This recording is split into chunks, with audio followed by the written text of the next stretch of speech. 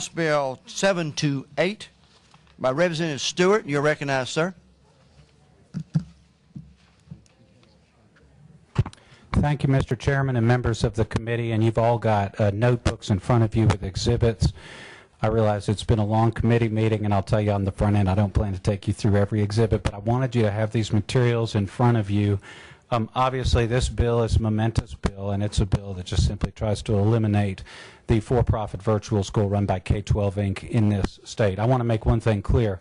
And like most people, I'm not against education over the internet. The city of Nashville has some good internet-based programs. I've talked to Chairman Brooks about them, and there's certainly no question that there may be opportunities in the state for the internet to be used for education. What this bill would simply do is eliminate the part of our chapter that involves virtual schools that are run by for-profit companies. I think in Tennessee, as elsewhere, virtual schools run by for-profit companies have been an extremely bad deal for school children. They've been notoriously and consistently ineffective as a form of education, and they've been an even worse deal, perhaps, for taxpayers, consistently overcharging the state for services that, although they'll provide no information on this, cost K-12 Inc. very little and leading to enormous profits on the part of K-12 Inc. There's really nobody who benefits from our current for-profit virtual school, neither Tennessee school children nor Tennessee taxpayers benefit. The only people that benefit, as far as I can tell from our current for-profit virtual school statute, is K-12 Inc., a Virginia corporation, which is using the statute to siphon off millions of taxpayer dollars every year. Thank you for the motion. With that, I would like to just really start off with a brief challenge. Oh, well, excuse me 1 second. We had a motion, but we did not have a second. Did you second? Okay. Thank you, Mr. Chairman. I think we've got a lot of people here from K-12 Inc. today, and we just heard one teacher who obviously, like so many teachers in our state, is doing a good job working hard, and I celebrate her efforts along with every single teacher behind me and every teacher in the state working. And, some teachers work well in good systems, some teachers work well in systems that I would argue are not so good. This isn't a comment on the individuals involved with this company, but on whether or not this is a good deal for Tennessee taxpayers and it is something that works well for Tennessee school children, which it does not. I would say K-12 Inc. has spent a lot of time preparing for this hearing today, so it would be a great opportunity for them to come up and straightforwardly address questions that many people have been posing. Specifically, what about the internal emails that were revealed last night on Channel 5 suggesting that there is a policy of grade changing within K-12 Inc.? What about my question that I posed before this committee publicly last year and have posed in private meetings with K-12 Inc. representatives for them to come forward and tell us forthrightly how much it costs K-12 Inc. to educate a student in Tennessee? We're paying over $5,000 per student to this company. How much does it cost them to turn on a website to educate a child? I suspect it's very little. Representative Stewart, let's stay on your bill deals specifically with virtual schools. Let's not bring up one specific. I understand, Mr. Chairman, and that's a good point. The only reason I wanted to make that point, Mr. Chairman, I didn't want to get done and have K-12 Inc. not have the opportunity to fully and completely respond to my presentation. Turning to the exhibits, and I'll go through them very briefly. Does everyone in the committee have the exhibit? Okay, you may proceed.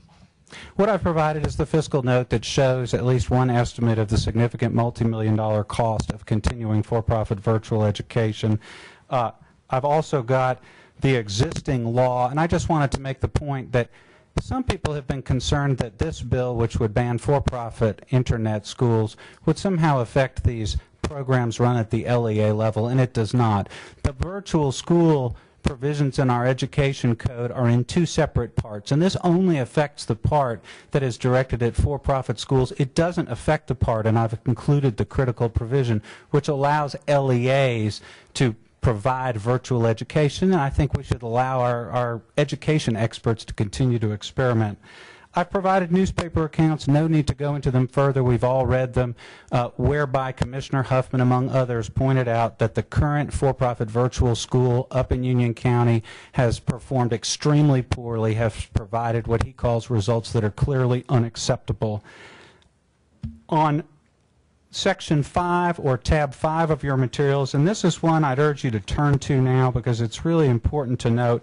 I've included the Stanford Credo study of the long-standing virtual school in Pennsylvania. Here's why I think that should be of interest to you members of the committee. Obviously, we're all here trying to make sure taxpayer dollars are well spent, and what you've heard from the virtual school, what you heard from Mr. Smith today, the lawyer for the department, is, you know, we're going to let this continue. We're going to see how it works. We need more time. We need time to develop. You know, I think we should consider that the time is up. We've had a consistent record of failure here in Tennessee, but here's the point. These schools have been in existence in other states for a long time.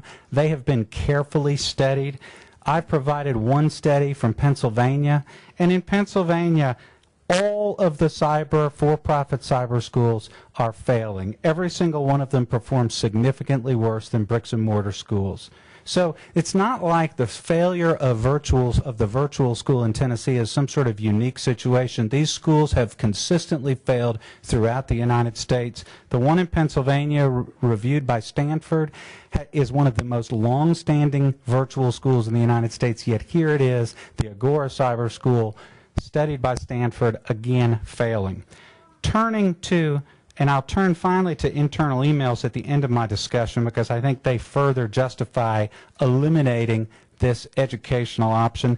But is there anything that K-12 Inc. actually does well? There is. K-12 Inc. does one thing extremely well, and that is extract dollars from our taxpayers.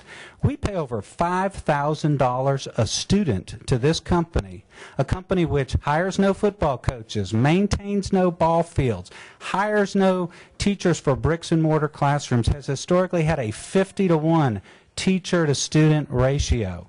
Again, I'm delighted that the teachers that are working for this company are working hard. My suspicion is, you know, most people that become teachers, they're going to work hard for students no matter where they are, no matter what they're doing, because that's why they became teachers in the first place. But this is not a good deal for the state of Tennessee. I have asked K-12 Inc. repeatedly, including in this committee, in public, to come to us and tell us how much does it cost to educate a student in Tennessee.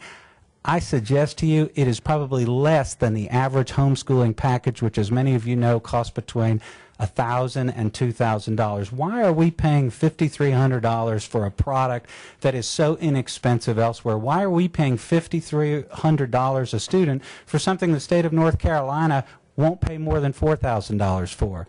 It doesn't make sense. This is a great opportunity today, right now, for K-12 Inc. to send its representative up here and answer that very simple question which we've been asking for 2 years.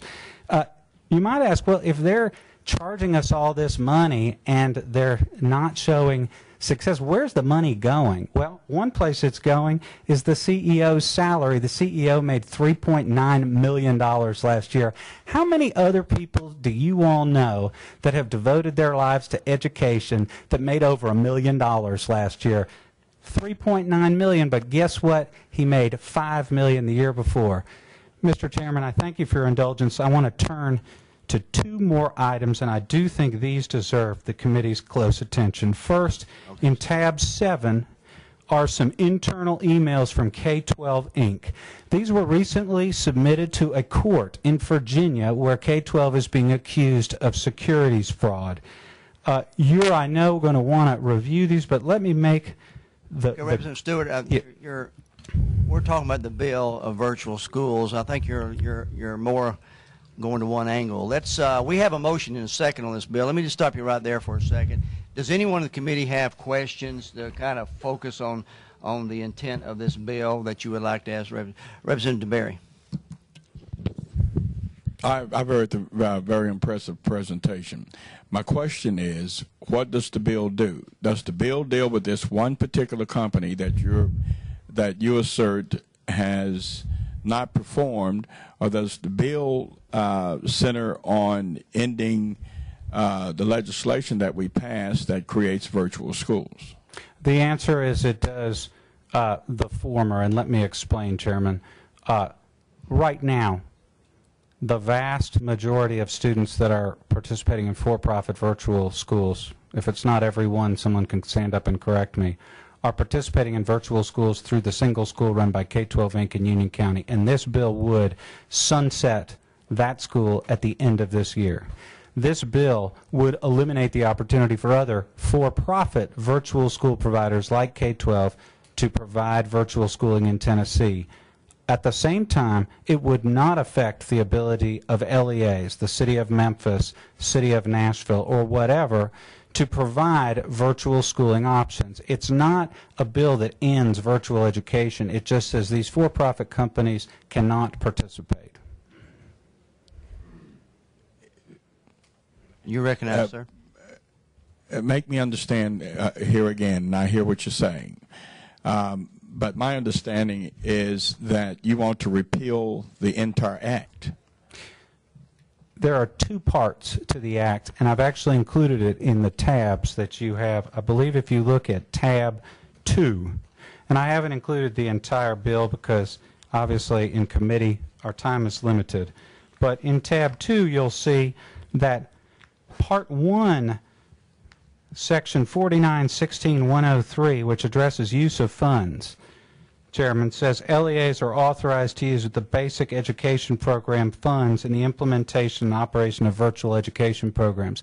That provision would not be eliminated by this bill. So the point is, this bill would not damage LEA's power to create virtual school programs. Listen, it may well be that we've got the best calculus teacher somewhere in Murfreesboro, and if the city of Murfreesboro wants to make that person's work available virtually, I salute them. What this says, however, is that the provisions of this act that allow K-12 to operate a for-profit virtual school would be eliminated, and it is true, Chairman, as you asked, yes, frankly, it would end the virtual schooling that is provided to most students in this state. So 49... You recognize. So 49-16-103 is part of the Virtual School Act. It's part of Part 1, and this provision sunsets only Part 2. It applies to the part. So it does not eliminate that provision. I'm failing to understand that if we eliminate the entire act, does that not eliminate Part 1 and Part 2? No, because the sunsetting provision only sunsets Part 2. Representative Kane, you're recognized. So far you've mentioned that there's an issue with the amount of money spent for the for-profit. What are we spending for not-for-profit in local counties that are doing virtual schools? Is it not the same amount? Yes, it absolutely is the same amount of money. So why is there a problem? It's a very good question, and okay, you recognize Representative Stewart. Here's why there's a problem: is I don't think right now we have a local school system that is providing two issues. First of all, of course, public entities. Their records and so forth are public records. We can go down right now and find out how much the Nashville school system is spending on its virtual program. It may well be, as you point out, we may need to drill down on that issue as well, but why is it different? Because you're not dealing with for-profit companies that have a history of providing poor quality education for outsized profits. And you don't have a profit motive that drives a company to continually move out for more students and try to expand its reach to capture more Tennessee tax dollars. In other words, there's no motive for Jay Steele here in Nashville supervising the virtual school in Nashville, Tennessee, to go out and get more students if it's not a right fit for them educationally. You do have that motive where you've got Ron Packard, the CEO of K-12 Inc., needing to make another $3.9 million next year. And what I'm saying is, Representative, is let's have K-12 Inc. come up right now today. They've had a year since the last time I asked this question. Let's let them come up right now and explain to you why it is that our payment of them of $5,300 per student is a good deal for the state of Tennessee. This is a perfect opportunity for them to put your concerns to rest. But that's why there's a difference between our for-profit schools and our not-for-profits, in addition to the fact that the vast amount of money that's being spent on virtual education in this state is being spent on the for-profit school run by K-12 Inc. I understand, but I'm trying to understand your perspective of why it really matters what they choose to pay their executives. I mean, they're a for-profit organization. You know, I don't know whether GE should be paying their person $6.5 million. It's all a matter of perspective. I don't know that I completely agree with what we pay our Knox County superintendent, what he gets. You know, that's not my decision. That's his board and the school board's decision. So I think it's kind of a red herring to discuss issues of what we pay people.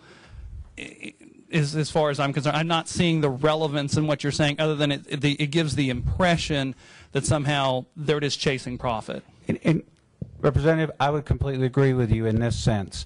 You're right. When I list Ron Packard's outsized salary, obviously Steve Jobs used to make a lot of money. I don't think most of us would argue with that, certainly not those of us using iPhones and iPads. The point, however, is it's a reason that we should make that inquiry of K-12. We should ask K-12, and they've consistently refused to do this, to tell us how much it costs to provide the service. I suspect it's very little, and the outsized pay package for Mr. Packard is merely emblematic. It answers the question, well, where does the money go? But the problem, as you, I think, are pointing out, is not the amount of money he makes. The problem is the fact that we are paying $5,300 to a company to essentially turn on an internet website, a company that consistently refuses to tell this body how much it costs to educate a child.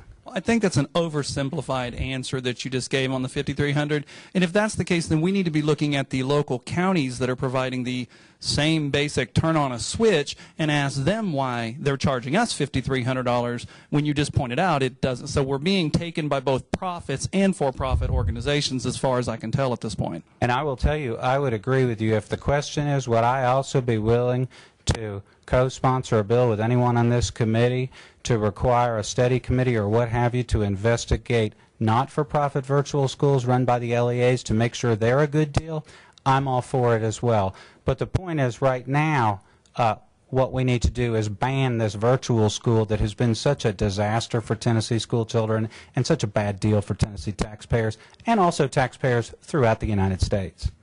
Thank you, sir. We appreciate it. Representative Pitts, did you have a comment or question you'd like to make? Thank you, Mr. Chairman. Just a question, clarification. Mr. Sponsor, on the bill, your bill would not prohibit LEAs from contracting for particular services for virtual education?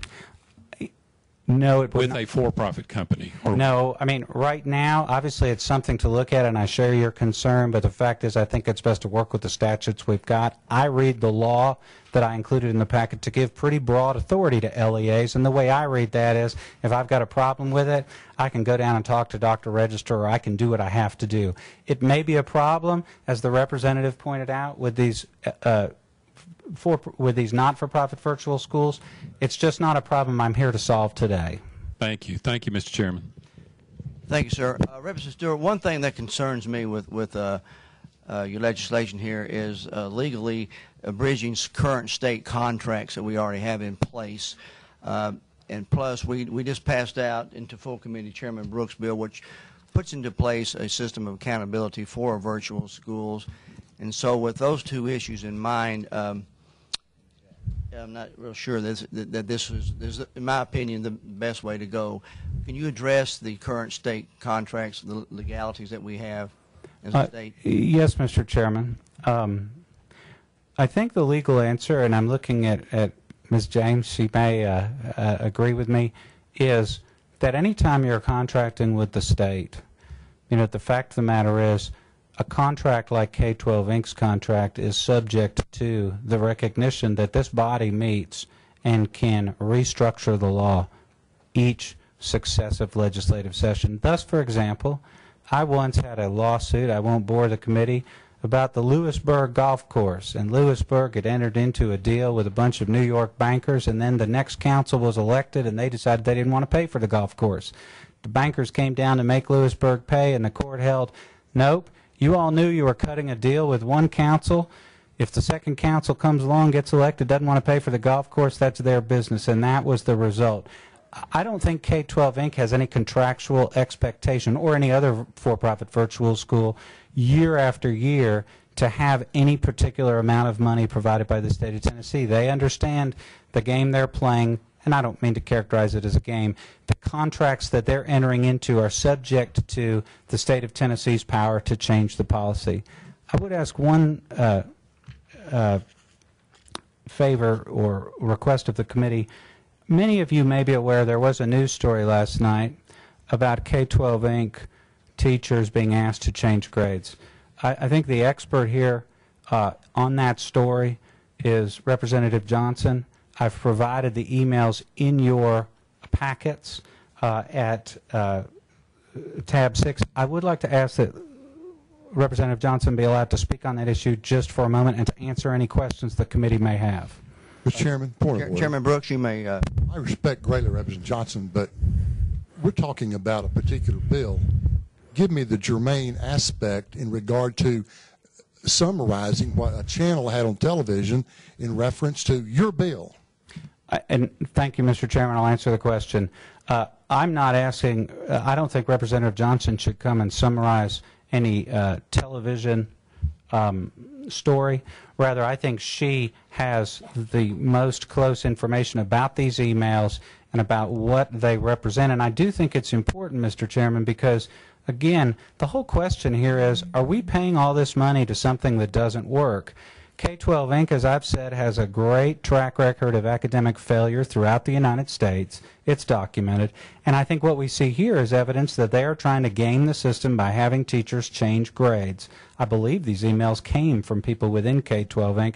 I'd like to I just offer the committee the opportunity to have Representative Johnson come up and ask questions about that in case members of the committee are interested in this news story. You're recognized. Are there any names on the list, Mr. Chairman?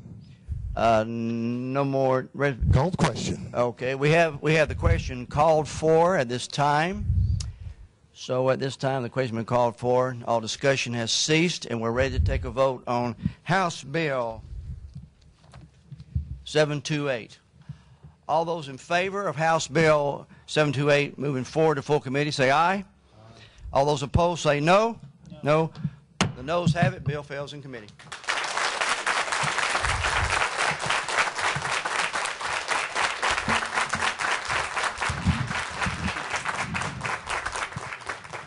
Thank you, Mr. Chairman and members of the committee. And Representative, let me just say before you step out, we appreciate, even though we didn't agree, we do appreciate. We have to have accountability, and that's what we're working for in this committee as we move forward. And the bill that I had earlier and Chairman Brooks' bill, we're moving forward. So we appreciate you all this work that you went for. We appreciate that very much. But we're moving forward with accountability in schools, and I appreciate it. And Mr. Chairman, thank you very much for allowing me to speak. Okay, and Chairman Brooks was a no record, not an aye. He was a no. Okay, at this point we have completed our calendar. Does anybody from the committee have any further comments? Seeing none, we're adjourned.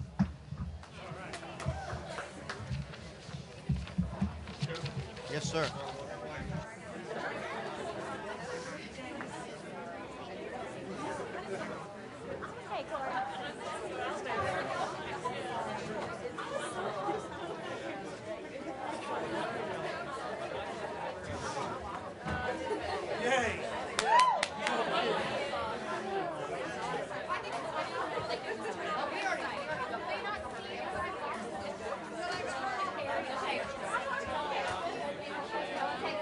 Hello?